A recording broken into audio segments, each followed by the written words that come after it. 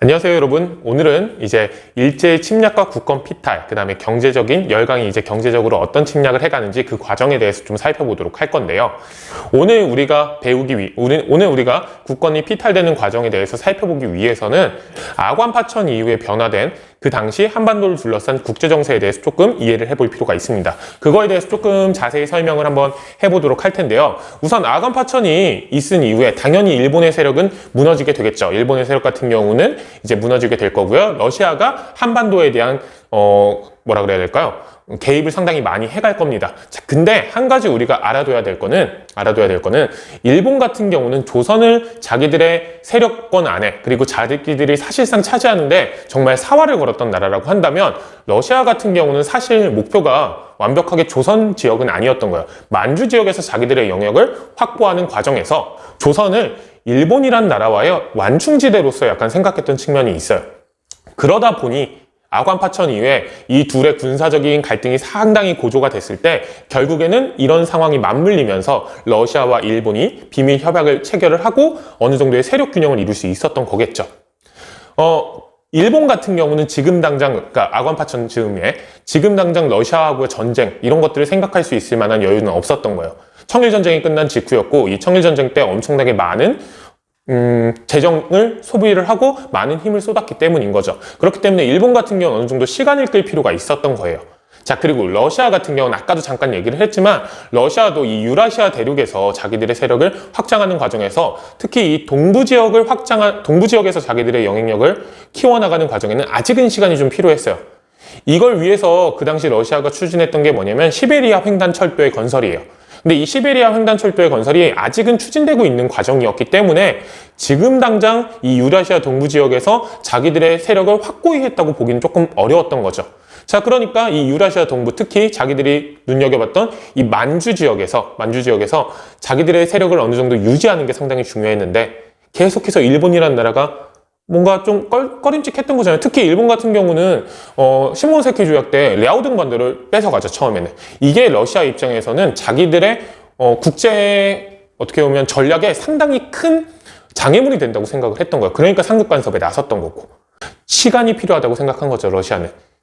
시베리아 횡단철도가 완성될 때까지, 그리고 동아시아 지역, 특히 유라시아 동부 지역에서 자기들의 세력을 확고히 할 수 있을 때까지, 그러기 위해선 일본이라는 나라와의 충돌을 어떻게 보면 좀 피할 필요가 있는데, 그 완충지로서 어디가 있겠구나? 한반도가 있겠구나라고 생각을 했던 겁니다.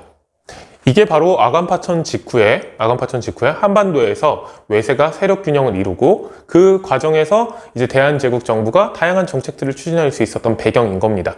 자, 그러니까 어떻게 보면 유예 기간을 누릴 수 있었던 거죠. 그 과정에서 광무개혁이 또 추진이 됐던 거고요. 하지만 결국 러시아든 일본이든 이 한반도를 둘러싼 자기들의 욕심을 포기한 건 전혀 아니었던 거예요.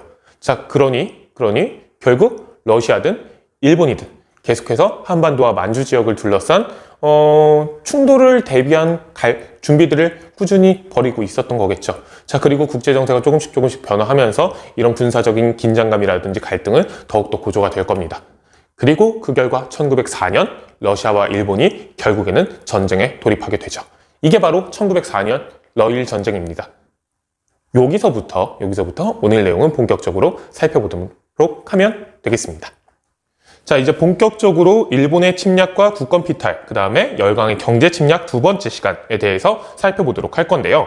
그 중에서도 첫 번째로 일본의 침략과 국권 피탈과 관련해서는 교과서 112쪽부터 113쪽에 나와 있는 일본의 국권 강탈 관련된 자료들을 꼭 살펴보실 필요가 있습니다. 특히 이 112쪽부터 113쪽 내용 같은 경우는 일본의 국권 강탈 과정에서 상당히 중요하게 우리가 꼭 살펴봐야 할 사료들이 자세히 잘 정리가 되어 있습니다. 사료만 이렇게 제시했을 뿐만이 아니라 그 사료가 가지는 의미들도 각자 이제 제목 밑에 정리가 되어 있으니까 우리가 수업 듣고 나서 꼭 한 번씩 살펴보시길 바래요. 특히 이 사료 자료들 같은 경우는 시험 문제로도 출제가 많이 될 수가 있겠죠. 자, 그 다음에 밑에 보면 대표적인 조약으로서 을사늑약과 그 다음에 한일 병합 조약의 불법성에 대해서 설명을 하고 있는데요. 이 불법성은 일제강점 자체가 그 시작부터 문제가 있다는 걸 보여주는 상당히 중요한 내용이기 때문에 이 부분도 꼭 한번 살펴보시길 바랍니다. 이 내용 같은 경우는 선생님이 별도로 설명하지는 않을 거예요. 워낙에 교과서에 자세하게 나와 있으니까. 하지만 중요한 건 을사늑약과 한일 병합 조약은 그 조약 체결 자체에서 불법성이 상당히 전쟁이기 때문에 그 시작부터 부당함이 있었다라는 거 기억을 해두시면 되겠습니다. 그럼 이제 본격적으로 학습지 통해서 내용을 한번 살펴보도록 할 건데요. 우선은 4-1 일본의 침략과 국권 피탈 과정을 살펴보기 위해서는 한반도와 만주를 둘러싼 러시아와 일본의 갈등에 대해서 이해를 해볼 필요가 있습니다. 이거 관련해서는 선생님이 수업 시작할 때 짤막하게 한번 정리를 했었는데요. 1900년이 되면 이런 관계가, 그러니까 러시아와 일본이 세력 균형을 이루고 서로 어떻게 보면 눈치 싸움을 하는 이 관계가 치열한 갈등 관계로 변화하기 시작을 합니다. 그 핵심은 뭐였냐? 여기 선생님 참고자료로 적어놨는데요. 중국에서 의화단 운동이라는 반외세 운동이 일어나는데요. 이 반외세 운동을 진압하기 위해서 러시아라든지 일본을 비롯한 수많은 서방 국가들, 특히 열강들이 중국에 군대를 파병하는 일이 벌어졌었어요. 이 반외세 운동을 진압하기 위해서. 근데 그 의화단 운동을 계기로 해서 중요한 건 이겁니다. 러시아가 어디에? 만주 지역에 아예 군대를 처음에 보냈다가 의화단 운동이 진압된 이후에도 철병시키지 않고 계속 주둔시키는 일이 벌어지는 겁니다. 즉 이번 기회에 러시아 입장에서 만주에 들어간 김에 만주에서 자기들의 세력을 확고히 하겠다라는 걸 무력으로 보여주기 시작을 하는 거죠. 자, 그러다 보니까 일본에서는 이를 두고 군사적인 충돌까지도 감행하면서 견제를 해야 된다는 목소리가 점점 커지기 시작을 했던 겁니다. 러시아와 일본 사이에서는 단순히 세력 균형으로 서로 이제 외교적인 눈치만 보는 그런 분위기가 아니라 전쟁으로 이어질지도 모르겠다라는 군사적인 긴장감이 계속 고조가 됐던 거죠. 그 과정에서 자 여기서 보시면요, 이 아관파천으로 정치적 영향력이 러시아가 확대된 건 뭐 당연한 거고요. 용암포라고 압록강 하구 지역에 있는 곳에 러시아가 군사기지를 설치하려는 시도를 합니다. 즉 만주 지역을 차지한 이후에 한반도까지 어떻게 보면 노려보겠다라는 노림수를 확고히 보여주는 거죠. 자, 그러다 보니 일본 같은 경우는 마음이 다급해지기 시작을 하죠. 러시아와 결국에는 군사적 충돌을 피할 수 없겠다라는 분위기가 형성되기 시작을 하는 겁니다. 자, 이렇게 되니 일본 같은 경우는 러시아를 견제하는 게 상당히 중요해졌는데요. 이 일본과 마찬가지로 같은 생각을 하는 세력이 둘이 있었습니다. 그게 누구냐면 영국과 미국이죠. 이 영국 같은 경우는 과거에 거문도 사건을 일으키면서 러시아의 남하 정책을 계속해서 전 세계적으로 막으려고 했다고 했었잖아요. 동아시아 지역에서는 영국 입장에선 누가 파트너가 된 걸까요? 일본이 파트너가 된 겁니다. 자, 그리고 이 미국 같은 경우도 러시아 세력이 점점 태평양 지역으로 세력을 확장해 나가면서 자기들이 어떻게 보면 자기들의 영역이라고 생각했던 태평양에서 러시아의 힘이 커져나가는 걸 두고만 볼 수 없다고 판단한 거죠. 그래서 이 미국도 동아시아 지역에서 일본을 적극 지원하면서 러시아를 견제하려는 모습을 보여주게 되는 겁니다. 영국 같은 경우는 아예 제1차 영일동맹이라는 걸 체결을 하게 되고요. 미국 같은 경우도 영국도 마찬가지긴 한데요. 전쟁이 터졌을 때 이제 조금 이따가 얘기겠죠? 재정적으로 적극적 지원을 해주게 되는 겁니다. 언제? 러시아를 기습 공격해서 무슨 전쟁이 터졌을 때? 러일 전쟁이 터졌을 때. 자, 몇 년도다? 1904년도죠. 요거 같은 경우는 사실 기억하기가 사실 참 쉬워요. 우리가 가보년에 1894년에 청과 일본 사이에 전쟁이 터졌었잖아요. 그 이후에 청이 물러나게 되고 청이 어떻게 보면 떨어져 나가게 되고 러시아라는 새로운 경쟁 파트너가 등장을 한 상황에서 딱 10년 뒤에 전쟁이 다시 터지게 되는 겁니다. 이게 바로 러일 전쟁이 되겠죠. 그러니까 일본 같은 경우는 어찌 보면 영국하고 미국의 대리전을 치른 거나 마찬가지입니다. 어디에? 러시아와 하고. 자, 이렇게 되니 대한제국에서도 이런 분위기가 흘러간다는 건 당연히 확인할 수 있었습니다. 광무개혁을 통해서 다양한 재정개혁이라든지 군사적인 개혁을 통해 가지고 이런 문제에 대처하기 위해 많은 노력들을 해왔지만 사실 부족한 점이 좀 많았을 거예요. 여전히. 자, 고종 같은 경우는 이렇게 전쟁의 기운이 계속 확산이 되자 요걸 선언합니다. 국외 중립을 선언하죠. 이 국외 중립의 의미는 뭐냐? 러시아와 일본 너네가 지금 군사적으로 계속 어떻게 보면 긴장 관계를 유지를 하면서 결국엔 전쟁이 날 것 같은데 우리는 어느 쪽 편도 절대 들지 않겠다. 그러니까 이 전쟁에 우리를 끌어들이지 말아라 라고 선언을 한 겁니다. 청일전쟁의 어떻게 보면 경험이 이 러일 전쟁이 터지기 직전의 국제정세 속에서 고종에게 이 국외 중립을 선언하도록 했던 거겠죠. 자, 문제는 이런 국외 중립을 선언을 했을 때 국외 중립을 지키기 위해선 우리 스스로 힘을 길러놓을 필요가 있었던 거예요. 러시아랑 일본만큼. 왜냐하면 그래야지만 러시아와 일본이 전쟁 과정에서 우리를 쉽게 건들지 못할 테니까. 하지만 그러지는 못했죠.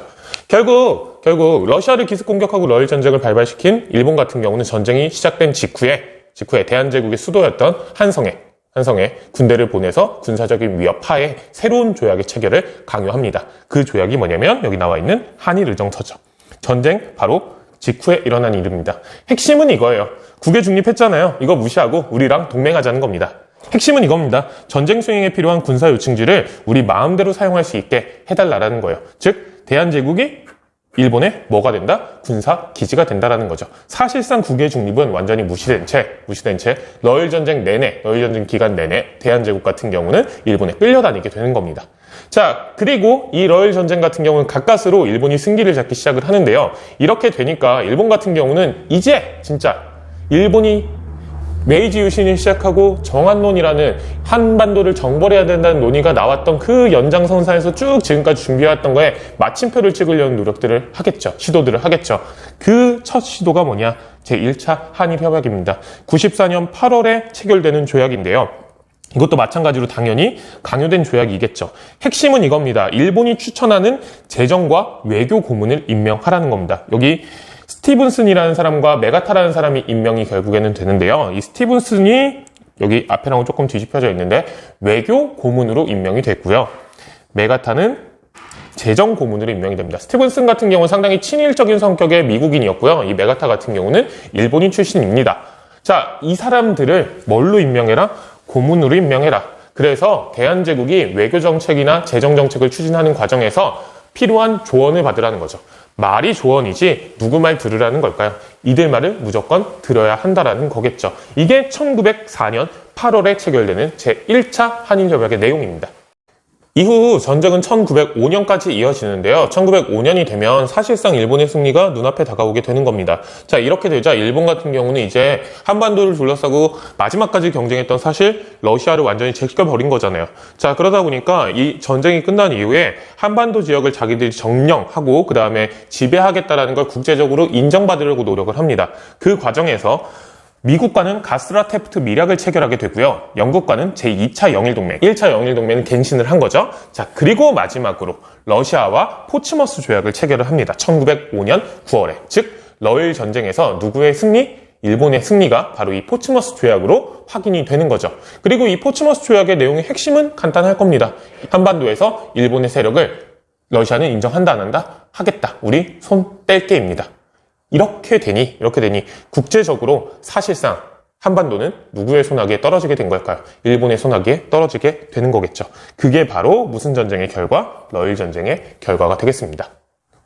이렇게 포츠머스 조약을 체결한 후에 사실상 국제적으로 한반도의 지배를 인정받은 일본은 대한제국에 이토 히로부미를 특사로 파견해서 보호조약의 체결을 강요합니다. 즉 우리가 너네를 무슨 국으로 만들겠다? 보호국으로 만들겠다라고 선언을 한 거나 마찬가지죠. 이 보호국은 말 그대로 보호해주는 나라가 되라는 거예요. 보호를 받는 나라가 되라는 거죠. 일본이 대한제국을 보호해주겠다. 말은 되게 그럴싸한데 핵심 내용은 이겁니다. 국제적으로 이제 너네는 일본을 통해서만 활동을 할 수 있어. 즉 너네는 국제사회에서 제대로 된 존재로 인정받지 못할 거야. 라는 걸 조약을 통해 가지고 명시를 하자라는 거예요. 이거 국제적으로 제대로 된 국가로 인정받지 못한다는 건 국제활동을 제대로 할 수 없다라는 거죠. 그렇기 때문에 그 핵심은 뭐냐면 외교권을 우리가 대신 행사할 거예요. 이게 일반적으로 그 당시에 제국주의 열강들이 자기들이 이제 식민지로 차지하려고 하는 지역에 강요했던 조약의 내용입니다. 그러니까 일본 같은 경우는 이런 걸 벤치마킹을 했던 거겠죠. 그래서 그걸 강요하기 위해서 이토 히로부미를 특사로 파견하고 군거를 군대로 포위하고 계속해서 압박을 했던 겁니다. 그리고 당시 조정의 대신들을 설득을 한 거죠. 뭐 설득일 수도 있고 강압일 수도 있고 아니면 회유일 수도 있기는 한데요. 이걸 통해서 다섯 대신들의 찬성을 얻어서 새로운 조약을 체결하게 되죠. 그게 여기 나오는 무슨 늑약? 일사늑약입니다. 자, 이 늑자 같은 경우는 강제로 무언가를 하게 하다라는 의미예요. 즉 일사늑약은 을사년에 체결된 강제 조약이라는 의미가 되겠죠. 이 을사늑약 같은 경우는 부르는 말이 상당히 많은데 부르는 말이 많은 이유는 뭐냐면 이 을사늑약을 부르는 말이 많은 이유는 이거 꼭 기억해 두셔야 됩니다. 공식 명칭이 한자를 쓸 텐데요. 없을 무자죠? 없기 때문이에요. 그러니까 공식 명칭이 만약에 일단 있는 조약이라고 한다면 우리가 그 공식 명칭을 일단은 부르겠죠. 근데 공식 명칭이 존재하지 않습니다. 왜냐하면 이 조약의 체결에 고종이 끝까지 저항을 하는 과정에서 조약 체결 과정에 엄청나게 많은 문제점들이 벌어지게 돼요. 그러다 보니까 이 조약을 마무리를 지었을 때 제대로 공식 명칭도 마무리 짓지 못한 채로 이 조약에 발표가 됐던 거예요. 그러니까 이 공식 명칭이 없다라는 것 자체가 이 을사늑약이 상당히 불법성이 많다 그리고 부당하다라는 걸 또 알려주는 증거가 되겠죠. 우리가 112쪽, 113쪽 교과서 112, 113에 을사늑약의 부당성, 불법성이 정리가 되어 있는데요. 이것도 꼭 기억해 두실 필요가 있습니다. 공식 명칭이 존재하지 않는다는 거. 근데 우리가 불러야 되니까 이 조약의 의미를 반영해서 을사늑약이라고 부르는 거겠죠. 내용은 이겁니다. 대한제국의 외교권을 박탈한다. 그리고 그 외교권을 대신 행사하는 통감을 일본에서 부임시켜가지고 통감의 이제 이끄는 부서인 통감부를 설치하겠다라는 겁니다. 이 통감부의 초대 통감으로 이토 히로부미가 부임하게 되는 거죠.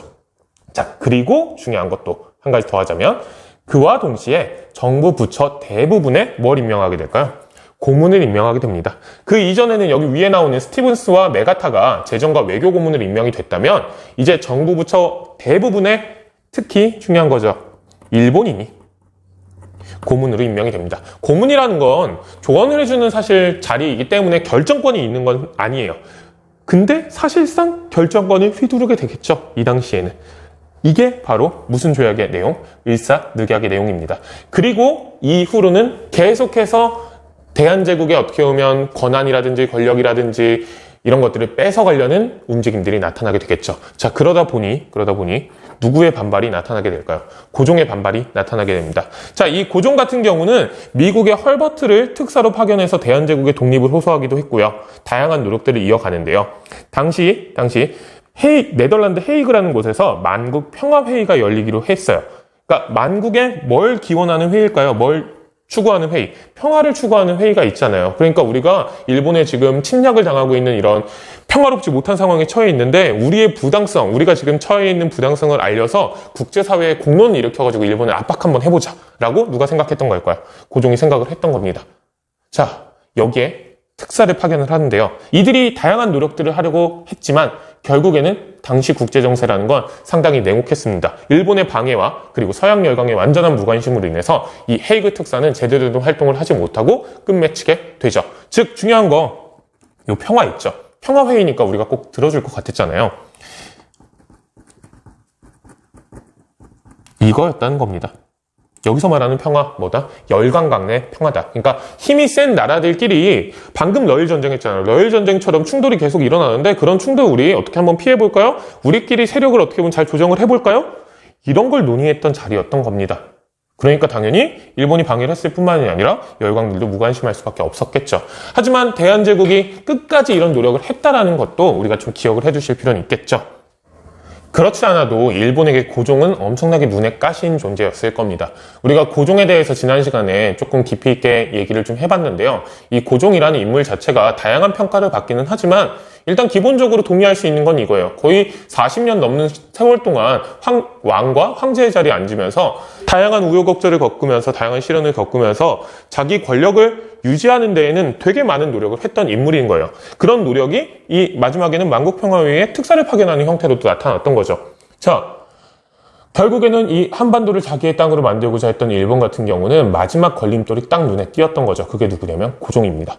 이 고종이 헤이그 특사를 파견한 걸 빌미 삼아서 고종을 계속 압박을 했던 거죠. 우리가 외교권을 행사하고 있는데 이 조약에 위반한 거 아니냐 이런 식으로 하면 우리 가만히 있지 못한다. 전쟁의 위협 이런 것들을 계속 고조를 시키면서 고종을 압박해 나갔던 겁니다. 결국 이 헤이그 특사 파견을 구실로 해서 고종이 강제로 뭐 하게 된다? 폐위하게 됩니다. 이게 바로 1907년에 있었던 일이에요. 1905년에 외교권을 박탈한 이후에 1907년 헤이그 특사 파견한 노력들이 결국에는 수포로 돌아가게 되는 거죠. 자, 그리고 곧이어서 한일 신협약이라는 걸 체결하는데요. 요거는 우리가 이렇게도 부릅니다. 정미7 조약.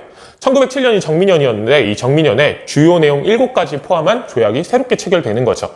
핵심은 이겁니다. 일본인은 뭘로 임명한다? 각 부처의 차관으로 임명한다. 장관 바로 밑에 있는 두 번째 자리잖아요. 실질적인 행정 업무를 완전히 총괄하는 자리예요. 이 총괄하는 자리에 누구를 앉힌다? 일본인을 앉힌다라는 겁니다. 자, 그리고 여기에 추가적으로 한 가지만 더 이야기를 하면 모든 결정에, 그러니까 이제 대한제국 정부가 하는 모든 결정에 통감이 동의하도록 만들어요. 즉, 통감이 사실상 대한제국 정부를 완전히 통솔할 수 있도록 만들어 버리는 겁니다. 이 한일 신협약의 내용이 그게 또 포함이 되거든요. 즉, 대한제국 정부는 왕이 있긴 하죠. 이제 순종이라는 왕이 즉위를 했으니까 있긴 하죠. 하지만 사실상 통감이 다스리는 체제가 완성이 되는 겁니다. 자, 사실 대한제국정부라는 게 존재를 하기는 하지만 일본인들이 완전히 장악한 상황인 거예요. 이제는 식민지로 만드는 게 눈앞에 보이는 거죠. 근데 이 눈앞에 마지막 장애물이 특히 상당히 큰 곤란을 겪을 수 있는 장애물이 존재를 합니다. 그게 뭐였냐면 바로 군대죠. 대한제국정부가 광무개혁을 통해서 그래도 열심히 노력해서 키워놓은 이 군대를 1907년에 뭐 하게 된다? 해산하게 됩니다. 정부도 완전히 장악했죠. 그 다음에 마지막 걸림돌이 될 수 있는 군대도 해산을 시키게 되는 겁니다. 그리고 연이어서 대한제국의 사법권과 경찰권을 박탈하고 그 다음에 다양한 어떻게 보면 통제 정책들을 실시를 하면서 지금 그거는 선생님이 위에 교과서에 있는 내용 확인시켜 놓으라고 다양한 법률들 뭐 신문지법이나 보안법이나 학회령, 출판법 같이 일본에 반대하는 민족운동들이 일어날 수 있잖아요. 지금 상황이 쭉 일본에게 어떻게 보면 일본이 조선을 점령하려는 모습들을 보여주니까 그걸 억누를 수 있는 법들을 꾸준히 시행을 하면서 분위기를 조성을 하는 거죠. 특히 일진회 같이 상당히 친일적인 세력들이 모여있는 단체들을 동원을 해가지고 병합청원 같은 분위기를 형성을 해요. 우리 식민지로 만들어주세요라는 목소리가 조선에서 나오는 것처럼 보이게 만들려는 움직임도 이제 뒤에서 조정을 하면서 분위기를 쭉 형성해 나가는 겁니다. 이게 1905년 이후에 쭉 벌어졌던 일이고요. 마침내 1910년 8월 29일 일본의 강요로 한일 병합조약이 체결이 되면서 우리의 국권이 어떻게 된다? 피탈되고 우리가 뭐가 된다? 식민지가 되는 일이 벌어지게 되는 겁니다. 이게 바로 1910년 8월 29일의 이야기입니다. 이렇게 해서 결국에는 대한제국이 무너지고 일본이 한반도를 식민지로 장악하는 과정을 우리가 살펴봤습니다. 그 과정에서 다양한 저항들이 있기는 했지만 결국에는 우리가 식민지로 전락하고 말게 되죠. 자, 그럼 이 과정에서 경제적으로는 어떤 변화가 있었고 그 경제적인 변화 과정에서 일본은 어떤 식으로 대한제국이란 나라 한반도를 장악해 나가는지를 또 살펴보도록 하겠습니다. 자, 지금 보시면요. 아관파천 얘기가 또 나오죠. 아관파천 이후에 열강은 그러니까 일본을 포함해서 다양한 서구 세력들은 이권 침탈을 본격화하기 시작을 합니다. 이 얘기는 아관파천 얘기를 했을 때 얘기가 나왔을 거예요. 그 과정에서 불평등 조약의 대표적인 내용이었던 뭐가 구실이 된다? 최애국 대우가 구실이 된다라는 거 우리가 기억을 좀 해두면 되겠죠.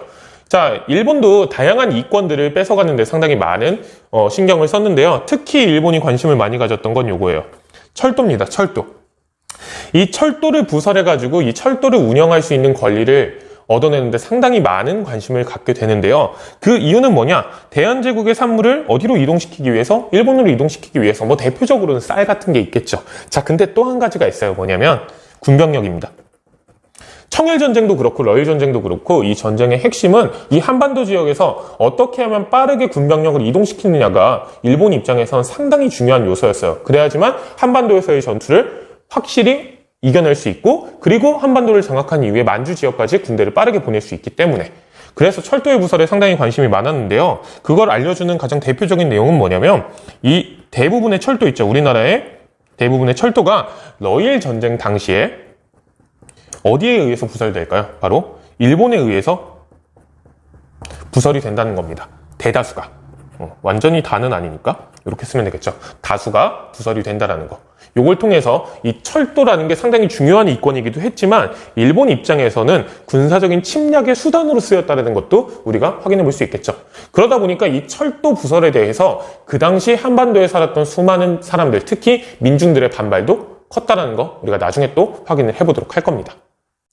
자, 다음으로 우리가 일본이 한반도를 식민지화하는 과정에서 상당히 중점을 뒀던 부분에 대해서 또 살펴보도록 할 겁니다. 그게 바로 뭐냐면 대한제국의 금융과 그 다음에 재정을 장악하는 거예요.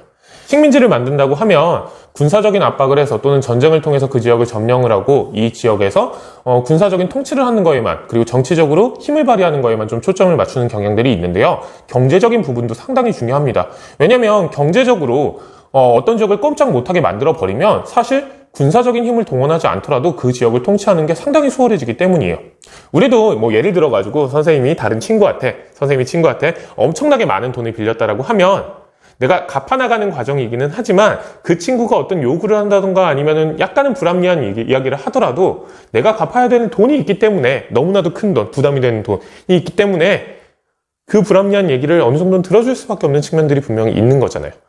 국제적인 관계, 즉 국가 간의 관계에서도 이런 일들이 벌어지는 경우들이 많습니다. 그러다 보니까 일본 같은 경우도 이 대한제국을 자기들의 식민지화하는 과정에서 금융과 재정을 장악하기 위해 상당히 많은 공을 들입니다. 그걸 보여주는 게 바로 이거예요. 제1차 한일협약 때 고문을 2명 파견하죠. 외교 고문. 국제적으로 대한제국이 꼼짝 못하도록 만들기 위해서 외교 고문을 파견을 하고요. 그리고 중요한 거.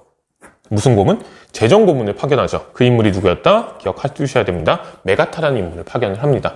즉 메가타라는 인물을 대한제국의 재정 고문으로 파견해서 사실상 대한제국의 재정을 일본이 좌지우지하게 만들어 버렸던 거죠. 자, 이 메가타가 추진했던 가장 대표적인 정책이 뭐였냐? 화폐를 정리하는 사업입니다. 그러니까 목적은 사실 여기 나와 있는 목적은 이제 실질적인 목적인 거고요. 대한제국의 금융을 장악하려고 했던 건 명분이 필요하잖아요. 표면적인 목적은 뭐였냐면 지금 한반도에서 대한제국에서 유통되는 백동화라는 화폐가 있었는데 이 백동화가 너무 가치가 떨어지고 불량하다라는 거예요. 그러니까 경제적으로 제대로 된 화폐를 유통하기 위해서 기존의 화폐를 뭐 하자? 정리하자라는 겁니다. 이 정리의 핵심은 기존에 유통되던 백동화라는 화폐를 정리를 하자라는 거예요. 그걸 뭘로 바꾸자?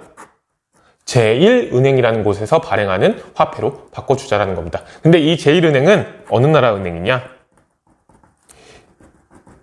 일본은행이요. 일본은행에서 발행하는 화폐로 기존의 화폐를 바꿔주자라는 겁니다. 그래야 지금 혼란한 한반도의 경제 상황이 개선될 수 있다라는 걸 드러나는 명분, 표면적인 명분을 내세웠던 거죠. 하지만 실질적인 목적은 뭐였다? 대한제국의 금융을 장악하는 것이었습니다. 왜 그럼 이게 문제가 되느냐? 일단 화폐 정리 사업으로 결국엔 발행되는 화폐가 일본은행에서 발행되는 화폐인 거잖아요. 그러다 보니까 이 화폐의 발행량 같은 것들을 일본에서 완전히 통제할 수 있게 되는 거죠. 자, 게다가 중요한 건 뭐냐면 백동화를 그럼 기존에 유통되는 백동화를 바꿔줘야 되잖아요. 근데 이 백동화가 워낙에 당시 사실 품질이 안 좋기는 했어요. 이 백동화에 대해서 여기 나와 있는 걸 좀 보시면요. 1892년부터 발행된 화폐인데요. 당시 한국인 외에도 일본인이나 청나라 사람인들, 그 다음에 서양인들까지 이거 위조에 엄청나게 가담을 해요. 왜냐면 엄청나게 많이 찍어냈거든요. 대한제국 정부에서. 그러니까 조선과 대한제국 정부에서. 자, 그러다 보니까 불량한 화폐들이 많이 발행이 됐고, 그러다 보니까 위조는 또 쉬웠던 거예요. 자, 그러면서 화폐의 가치는 당연히 폭락을 하고 물가가 급상승하는 문제가 실제로 있었습니다. 이 백동화가 좋은 화폐는 아니었던 거예요. 근데 그럼에도 불구하고 대한제국 정부는 이 백동화의 반응을 놓지 않았죠. 왜냐? 손쉬운 재정 확보 방안이었기 때문에 돈을 찍어내는 거잖아요. 이걸 통해서 대한제국 정부는 재정을 계속해서 늘려나갔던 겁니다. 그걸로 광무개혁을 이끌어 나갔던 거고요. 그러니까 이 화폐 정리 사업의 필요성은 그 당시에 당연히 존재를 했던 건데, 그러니까 화폐 정리 사업은 해야 했어요. 근데 그 화폐 정리 사업을 해야만 했는데 이 작업이 누굴 위한 화폐 정리 사업이 된 걸까요, 이제? 그러니까 일본이 대한제국의 금융을 장악하기 위한 화폐 정리 사업이 돼버린 거죠. 그러다 보니 이 백동화를 교환해 줄 때 일본에게 유리한 방향으로 교환이 됩니다. 뭐냐? 백동화의 가치를 크게 3등급으로 구분을 해요. 3등급으로 구분을 한 다음에 1등급, 2등급은 교환을 해줍니다. 그러니까 제일 높은 등급을 받았을 경우에는 제대로 가치를 인정을 해주겠죠. 2등급은 좀 깎아요. 근데 3등급은 아예 교환 자체를 안 해주는 거예요. 새로운 화폐로. 근데 문제는 그 당시 대부분의 조선 상인들이 가지고 있던, 조선의 상업활동을 하던 많은 사람들이 가지고 있던 백동화는 가장 낮은 등급의 병종이라고 불리는 화폐였던 경우가 많다라는 거죠. 자, 그러다 보니 조선의 많은 상공업자들이 돈을 바꿀 수 없게 된 거잖아요. 있던 돈이 어떻게 된 걸까요? 사라진 거예요. 수많은 사람들이 몰락하게 되겠죠. 자, 그리고 일본의 제1은행권, 일본 은행인 제1은행에서 발행한 화폐가 대한제국의 법화. 여기 보면 나오죠? 법률로 강제한 화폐. 요것만 이제 쓸 수 있게 되는 거예요. 법화의 역할을 하면서 사실상 금융은 완전히 일본 손아귀에 떨어지게 되는 거겠죠. 자, 그리고 또 한 가지 중요한 거. 여기도 나오지만 재정을 장악했다라고 얘기를 했죠. 금융은 이 화폐 정리 사업으로 장악을 했다고 한다면 이 재정의 장악은 꾸준히 벌어지고 있었습니다. 이런 꾸준한 재정의 장악은 특히 일본에서 조선이라든지 대한제국에 수많은 차관을 빌려주는 형태로 이루어졌는데요. 그러니까 차관을 빌린 조선이나 대한정부 입장에서는 일본의 눈치를 볼 수밖에 없겠죠. 특히 재정을 운영하는 과정에서. 자, 그런데 지금 우리가 살펴본 국권이 피탈되는 과정에서 또 어떤 일이 벌어지냐면 이 재정과 관련해서 기억을 해둘 거. 자, 국고금이라는 게 있어요. 이 국고금은 뭐냐면 여기 나오는데 국가가 소유하고 있는 현금이죠. 그러니까 국가의 창고에 쌓여 있는 돈이라는 거예요. 국가가 가지고 있는 돈. 이 국고금은 당연히 이제 세금을 걷어서 국고금을 채우고 그 다음에 필요하면 이걸 쓸 거 아니에요. 종이 쳤네요. 자, 그 국고금을 쓰고 그 다음에 드리는 것, 즉 세금을 걷는 걸 국고금 출납이라고 하는데, 그럼 이 국고금 출납을 하는 은행이 필요하겠죠. 그 국고금 출납을 하는 은행을 어느 은행으로 지정을 하게 될까요? 국고금 출납을 제1은행이 담당하도록 하는 겁니다. 그걸 통해 가지고 모든 대한제국 정부에서 쓰는 돈이 들어오고 나가는 걸 제1은행이 컨트롤하게 하는 거예요. 즉 이 제1은행이 사실상 대한제국 정부의 무슨 역할을 하게 된다? 중앙은행 역할을 하게 되는 거죠. 오늘날 우리나라에 있는 한국은행 같은 거, 한국은행 같은 어떻게 역할을 일본은행이 맡도록 하는 거예요. 대한제국 정부에서. 그럼으로써 모든 어떻게 보면 들어오고 나가는 돈을 일본이 컨트롤할 수 있게 만드는 거겠죠. 이걸 통해 완전히 대한제국 재정을 장악해 버리는 겁니다. 자, 그리고 을사늑약 이후에 통감부에서는 기본적으로 이제 핵심은 이거예요. 곧 있어서 쭉 이제 다양한 방안들을 통해 가지고 식민지화를 할 거잖아요. 그걸 기초를 형성하기 위해서 도로와 항만을 건설하고 항일의병 운동을 탄압하는데 예산을 확대를 합니다. 그럼 이 예산을 확대하기 위해선 뭐의 징수가 강화가 돼야 될까요? 세금 징수가 강화가 돼야겠죠. 즉 조선인들에게 걷어가지고 조선인들을 탄압하는 데 썼던 거예요. 자, 그리고 계속해서 은행이라든지 아니면 일본 정부가 대한제국 정부에 필요한 비용들이 있을 거 아니에요. 이 필요한 비용이잖아요. 대한제국 정부에 필요하다고 계속해서 강요를 하는 거예요. 통감부에서는. 그 필요한 비용은 일본에서 차관으로 충당하게 하는 거겠죠. 자, 그럼 이 대한제국의 재정은 점점 뭐가 강해진다? 예속성이 증가가 된다는 거죠. 어디에 대한 예속성? 일본에 대한 예속성이 증가가 되는 겁니다. 즉, 지금 보시면 이런 다양한 우리가 과정을 거쳐가지고 식민지가 되기는 했지만 그 과정에서 경제적으로도 사실상 대한제국 정부는 일본에게 완전히 예속되는 일들이 벌어지게 된다는 겁니다. 찍소리도 못하게 만들어서 그 다음에 1910년에 식민지로 만들어 버렸던 거죠. 자, 그 과정에서 식민지로 만든 이후에 일본인들이 그럼 조선에 많이 들어와서 살게 될 거 아니에요. 그런 준비들도 차곡차곡 진행이 되게 됩니다. 그게 뭘 약탈하는 거죠? 토지를 약탈하는 과정이죠. 러일 전쟁 직후에 철도 부지와 군용지를 확보하는 구실로 토지를 많이 약탈을 해갔어요. 특히 이 러일 전쟁 과정에서 대한제국 정부에 황무지에 대한 개관권을 요구를 했는데요. 이 황무지 개관권 요구 같은 경우는 보안회라는 당시 활동단체의 반대로 저지가 되긴 합니다. 자, 하지만 결국에는 우리가 러일 전쟁에서 일본이 승리를 하고 을사조약을 체결하고 통감부가 사실상 대한제국 정부를 완전히 통솔하게 되잖아요. 그 이후에는 이 보안의 반대 같은 것들 싹 다 무시하고 일본인들이 대한제국 안에 있는 토지를 마음껏 소유할 수 있도록 법을 개정을 합니다. 그럼으로써 일본인들이 또 많이 들어오겠죠. 자, 그걸 위해서 동양척식주식회사라는 회사를 세워서 이렇게 약탈한 토지를 일본인들에게 매매하고 이렇게 빌려주는 일들을 맡게 하죠. 값싸게. 그걸 통해서 사실상 일본인들이 조선에 들어와서 다양한 상업적인 활동, 경제적인 활동을 할 수 있도록 뒷받침을 해주는 겁니다. 이렇게 이번 시간에는 일본의 침략과 국권 피탈, 그 다음에 열강의 경제 침탈에 대해서 알아봤는데요. 선생님이 굳이 이걸 이제 우리가 다양한 조약들을 강요당하면서 식민지로 전락하는 과정을 경제적인 이야기랑 같이 묶어가지고 설명을 한 이유는 뭐냐면, 이렇게 우리가 다양한 조약들을 강요당함으로써 식민지가 되는 상황 속에서 그런 식으로 정치적인 군사적인 위협뿐만이 아니라 경제적으로 사실상 일본에게서 벗어날 수 없는 상황을 일본이 계속 강요를 하고 그런 분위기, 그런 환경을 만들어 나갔다는 것도 상당히 중요하다라는 거예요. 계속해서 이런 경제적인 얘기들을 강조하는 이유는 만약에 정치적으로 대한제국 정부를 일본이 꿀꺽하더라도 만약에 이 한반도 내에 있었던 수많은 경제적인 기반이 일본과는 상당히 독립적으로 운영될 수 있다면 식민지라는 것 자체가 지배가 불가능할 수도 있었기 때문인 거예요. 그러니까 경제적으로 사실 뭔가 독립적인 활동을 할 수 있는데 그 지역을 컨트롤한다, 그 나라를 컨트롤한다, 그건 사실 쉬운 게 아니란 말이에요. 그러니까 식민지화를 하는 과정에서 이런 재정이라든지 금융을 장악하고 그 다음에 일본인들이 이 식민지가 될 조선에 한반도에 들어와서 경제적으로 우위에 설 수 있는 분위기를 만든다는 건 식민지화 과정에서 상당히 중요한 부분이었던 겁니다. 식민지 지배의 토대를 닦아나간다는 점에서 상당히 중요했던 거죠. 그렇기 때문에 이 둘을 우리가 묶어서 생각해 볼 수 있어야 한다는 거예요. 왜냐하면 식민지 지배를 하는 이유 자체가 어찌 보면 이런 경제적인 이익을 얻어서 식민지 본국인 일본이 발전하는 데 활용하기 위해서였던 거죠. 약탈 경제가 기본이 되는 겁니다. 식민지 지배라는 것. 그렇기 때문에 이런 경제적인 분야의 변화라든지 아니면 우리가 침탈당하는 과정도 같이 이해를 해볼 필요가 있겠다라는 생각에 선생님이 이걸 한번 정리를 해본 거고요. 자, 마지막으로 보시면 스스로 생각해보기가 있는데요. 이 스스로 생각해보기를 보시면 한일병합조약의 전문입니다. 앞부분에 이제 이 조약을 왜 체결하는지를 정리를 해놓은 부분인 거잖아요. 좋은 얘기들이 있겠죠. 일본 입장에서. 이걸 우리식으로는 어떻게 받아들여야 할까? 이 속뜻은 뭐였을까?